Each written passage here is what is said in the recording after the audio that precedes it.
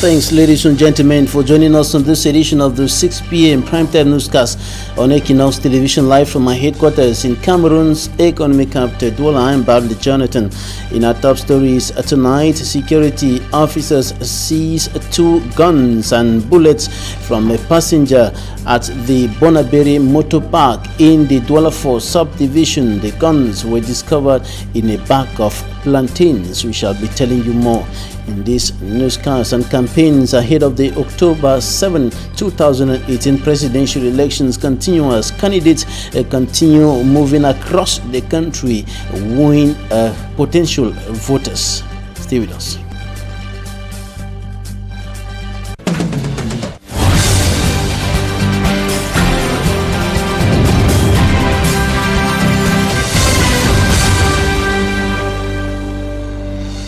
Thanks, ladies and gentlemen, for staying with us in this edition of the 6 p.m. primetime newscast on Equinox Television.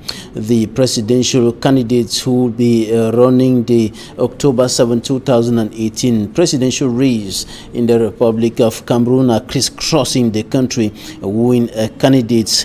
Cabral Libi of the Universe Political Party, one of the youngest presidential candidates, brought together over 10,000 persons at the Start Sikam in the Douala 5 subdivision yesterday. Most of them were young people who converged to listen to his political program, his manifesto, and he explained lots of things to the candidates, notably the issues that he's going to be doing if he's elected president to enhance the economy, the economic, social, and political life of the Republic of Cameroon. And many of them turned out en masse to listen to Cabral Libi yesterday at Stade Sikam. It is one of the greatest crowds that we have seen so far since the presidential election campaigns started over the weekend.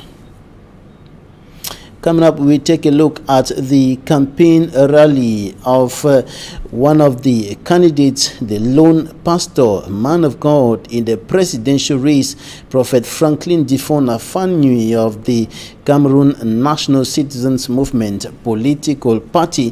He was in the country, he was in some parts of the country yesterday canvassing for votes, as Innocent as reports. Candidate Franklin Difon of the Cameroon National Citizens Movement political party was not in Betwa, Baron.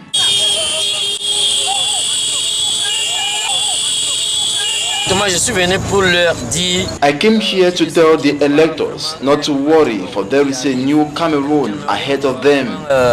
A Cameroon that will consider and solve their worries.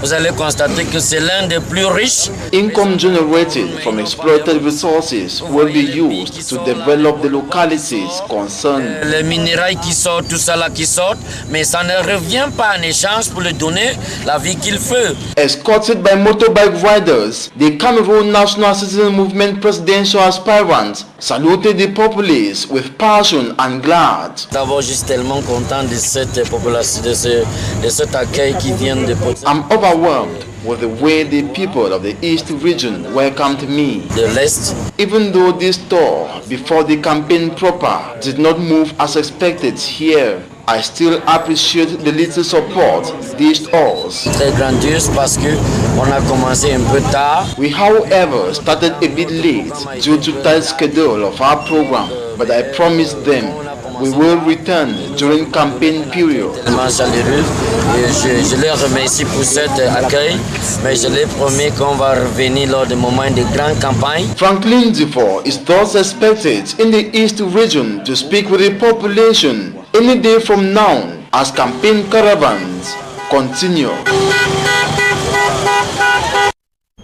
Franklin Difon started his campaigns for the October 7, 2018 presidential election in the Mongo division of the Littoral region of the Republic of Cameroon, just like many other candidates, including first vice president of the Social Democratic Front, Honorable O.C. Joshua, who is the flag bearer of the party at the upcoming presidential election, as well as Serge Espoir Matomba of the Peuple Uni pour la Rénovation political party, who started their campaigns in the Mongo division of the Littoral region of the country. And in the southwest region of the Republic of Cameroon, inhabitants of that part of the country received officials of the ruling Cameroon People's Democratic Movement CPDM political party in the regional capital Buea.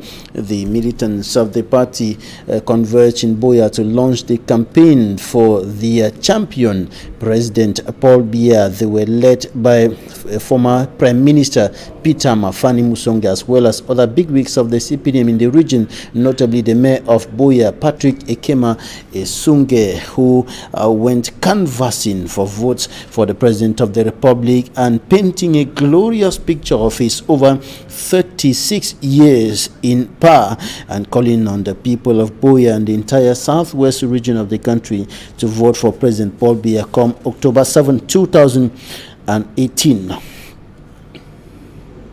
Now on to one of our lead stories. 2 guns and bullets discovered by security officials in Bonaberi in the Douala 4 subdivisions. And of course, we're talking about the guns that were discovered by security officials at the motor park in the Bonaberi in the Douala 4 subdivision. And the guns were discovered in a bag of plantains. The guns were discovered in a bag that contained plantains suckers and was heading to Kumba in the southwest region of the country. The police have opened investigations to track down the individual who was allegedly transporting the guns to the southwest region of the country, and for what purpose the guns were being transported to the southwest region of the country. Investigations on course.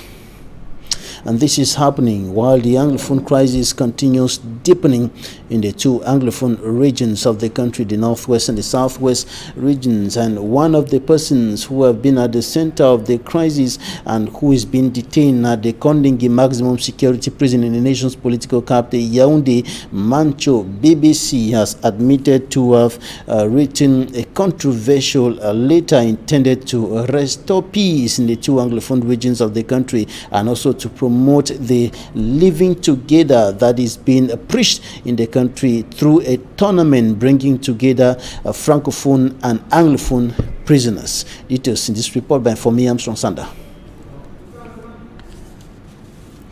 For me, Armstrong Sander with this report concerning MANCHO BBC, who is one of the detainees of the Anglophone crisis held at the Kondingi maximum security prison in the nation's political capital, Yaoundé, and he has admitted to be taking some steps and some measures to enhance efforts to restore peace in the 2 Anglophone regions of the country, notably through a letter calling for a tournament between French-speaking inmates and Anglophone inmates at the Kondingi maximum security prison in Yaoundé, with the intention of bringing them together in order to enhance the living together spirit among Cameroonians, and also to restore peace in the 2 Anglophone regions of the country hit by socio-political and security crisis for more than 2 years today. For me, Armstrong Sander has more.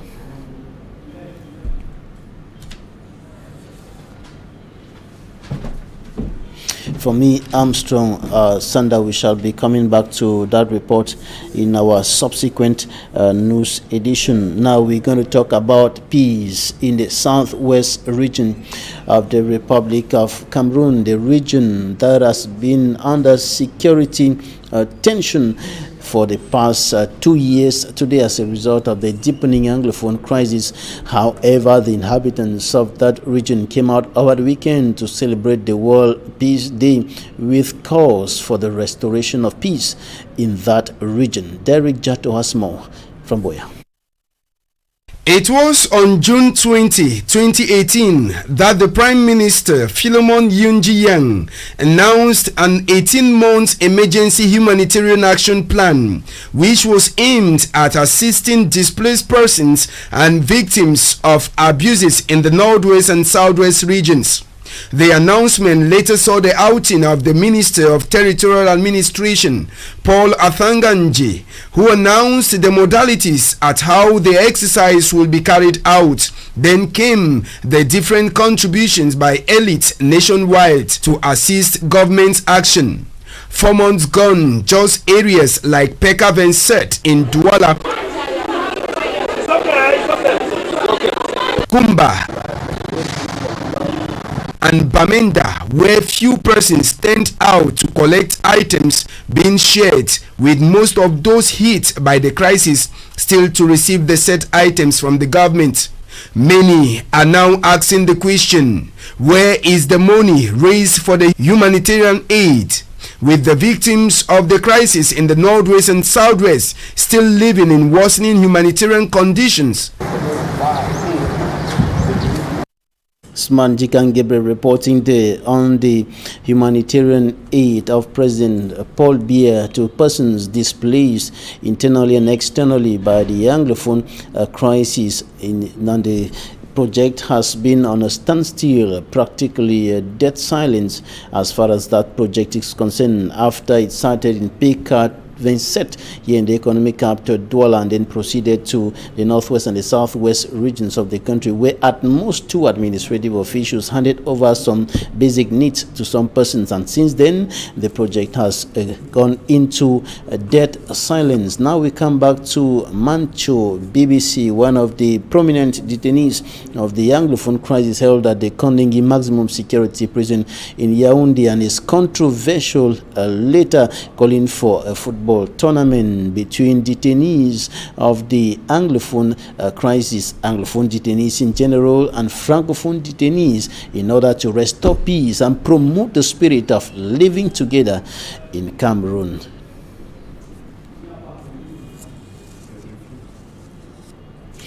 We'll be coming back to that report in a subsequent news edition. Now to Boya to talk about the World Peace Day that was observed amidst tension and uncertainty, as well as fear looming over the region as a result of the deepening Anglophone crisis. Derek Jato has more in Boya. For 2 years now, the only thing that has been present in the Southwest region has been the absence of peace. The escalation of the Anglophone crisis in late 2016 has caused irreparable damages to many families here in the region. And this was the face Boya took as Cameroon joined the international community to commemorate the 2018 edition of World Peace Day. International Day for Peace. International Day for Peace for your taxi. I'm a peace ambassador. You should be a peace crusader. He is Reverend Tar Che Williams, Presbyterian Church in Cameroon Peace counterpart and the parish pastor of Bokwango, the force behind this ecumenical movement. In our own headquarters here in Cameroon, they will hear us today. Yes. We are not a political group, we are a group of Jesus. Yes. And whenever we stand for Jesus, we do the right. Pray as if you've never prayed about peace in this nation. Yes. Because we have said today, the angels are around us to guard and guide us. Amen. Because we have said today, heaven is open to listen to us. Amen. With peace leaves and messages in their hands and drawn from all age groups, they sang to God for one thing, peace, as they walk along the corridor of Bokwango, a neighborhood here in Boya subdivision. Jesus for peace, oh, for peace. Jesus for peace, oh, for peace, oh. Jesus for peace, oh, for peace. Jesus for peace, oh. And to the men of God that were present, their hope is that God should heal the wounds of the victims and comfort the distressed. The day ended with prayers for mercy at the Apostolic Church, Bokwango Boya. Now out of the country, over 382,000 immigrants seeking permanent residency status every year in the United States of America may be affected by proposals of penalties tabled by the Department of Homeland Security over the weekend, and public consultations on the proposal will last for 2 months. Katsi, Euronews. The Trump administration is considering penalizing immigrants who have received or are likely to receive social assistance, such as food stamps and Medicaid. The proposal was put forward by the Department of Homeland Security on Saturday, and there'll now be a 2-month public consultation period before it comes into force. The government reckons it will affect around 382,000 immigrants seeking permanent residency status every year. Undocumented migrants, those that enter the states illegally, are not eligible for any kind of social assistance, so it won't affect them. According to data presented in previous draft versions of the proposal, foreign-born Americans turn to social assistance at almost the same rate as native-born Americans. It's just one of many moves by the Trump administration to make migration to the United States more difficult. That's it for this edition of the Primetime Newscast on Equinox Television. Thanks for staying with us. Goodbye.